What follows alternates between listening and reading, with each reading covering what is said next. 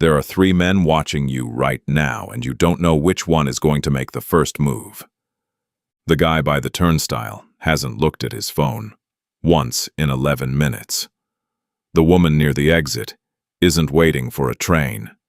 She checked the board twice and didn't move when her line was called. And the man in the gray jacket has been reading the same page of his newspaper since you sat down. You have $200,000 in a gym bag between your feet, and you found it 4 days ago, and every decision you've made since then has been wrong. But let's go back to Tuesday.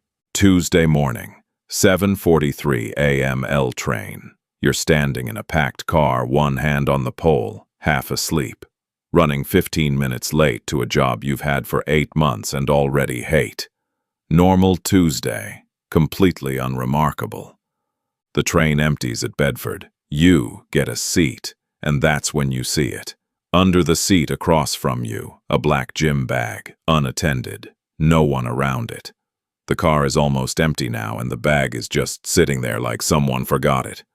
You look around, nobody. You nudge it with your foot, heavy. You should report it to the transit authority. You know this. Every sign in every subway station says this. If you see something, say something. You've seen that sign 10,000 times. You unzip it 2 inches. Green, stacked, banded. You zip it back up. Your heart is doing something it has never done before. You look around again. The car is empty. The next stop is yours anyway. So you pick it up. You walk off the train. You walk up the stairs into the Tuesday morning sunlight, and you keep walking like a person who is not carrying $200,000 in a gym bag they found on the subway. You count it that night on your kitchen floor. $200,000 exactly. 20 bands of 10,000, wrapped in the kind of rubber bands banks use, not the ones from your kitchen drawer. Professional, deliberate. This money was packed by someone who knew exactly how much was there.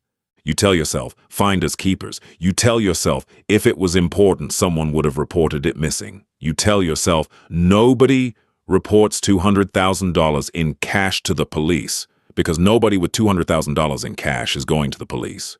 You sleep fine that night. That's the thing that should have worried you. Wednesday, you call in sick to work.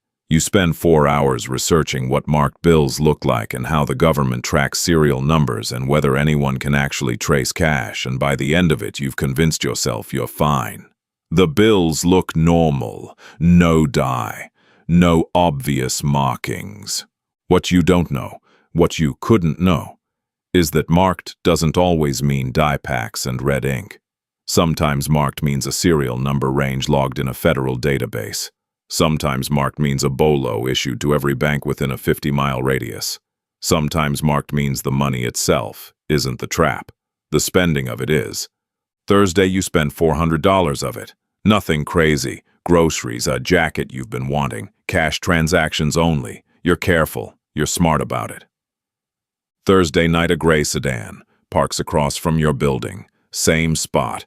Engine off. Nobody gets out. You notice it at 11 p.m. when you take out the trash. You tell yourself it's nothing. You go to bed. Friday morning, the sedan is gone. You breathe. You go to work. Normal day. Almost normal. Except at lunch you check your phone and there's a text from a number you don't recognize. No words, just a photo. The photo is of you, walking out of your building this morning. Taken from across the street. Timestamp, 8:47 a.m.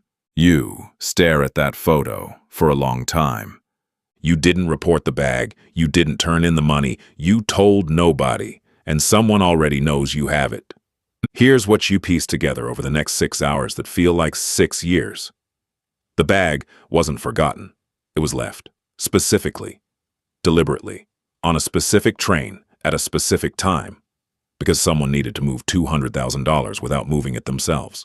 The subway is not a bank. There are no cameras on the seats, no transaction records, no names. You were supposed to be the mule, and you didn't even know you auditioned for the part. The money was supposed to get picked up by someone else at the next station. Someone who knew exactly which car and exactly which seat. Except you got there first. You picked up someone else's package. And now, the person who was supposed to pick it up has spent 4 days explaining to the person who sent it why the money never arrived. You have $199,600 of someone else's money in a bag under your bed, and they have a photo of your face, taken from across the street this morning. Your phone buzzes. Same number. This time there are words. We know you found it. We're not angry. We just want it back. All of it. You have 24 hours. You look at the bag under your bed. You look at the $400 you already spent. You do the math on how long it would take you to get $400 from an ATM. And then your doorbell rings. Subscribe, because what happens when you open that door is a whole other story. Drop a like if you would have kept the bag. Comment below. What would you have done at that moment on the train? Be honest.